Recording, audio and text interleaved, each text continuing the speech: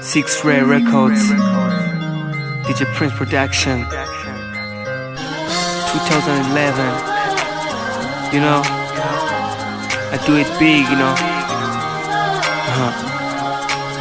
It's a true story, you know.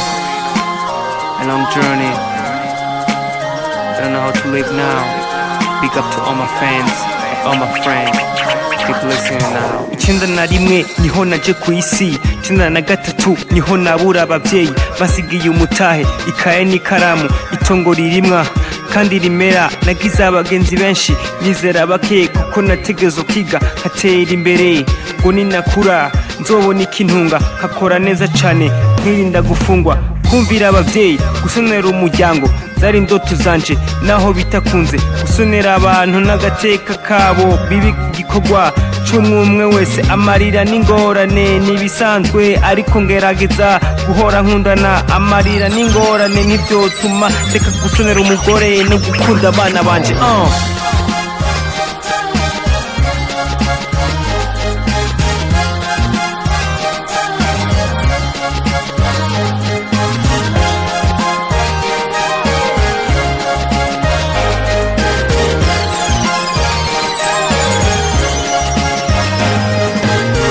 Yo, check it out. Six Red. NT, are you ready? NT, we ready? DJ Prince guhaye ijambo. Okay. Sokwama sanga Imana yoyo yibuka uwayo, naho wo gwarugasigara ku gatekanye, ntiyigera igutera akagere gutererana, kuko Babyloni we bashaka kumupfa, akwambika ikiziriko umwami inyuma, kujya kwimbwa na sebuja mu ruvyiruko. Eka ntibizigera biba, ntiniganda rivute zisubira mu ase. 11 niko nangana, nje kuraganira nkiri muto cyane, niho naja numva call on the phone, mumwinurabe papa yagiye. Nakuze nabi cyane, fisi bikomere ku mutima wanje no kumushaha, kigongwe n'urukundo biribagirana, kuko narashavuye kandi narababaye. Gufasha family, brother na sister n'umushinga wanje, ndabakunda cyane. Gufasha family, brother na sister n'umushinga wanje, kandi ndabakunda cyane. Gukora ibikorwa, gufasha abakene, gukunda igihugu no gusenga everyday. Gukora ibikorwa, gufasha abakene, gukunda igihugu no gusenga everyday.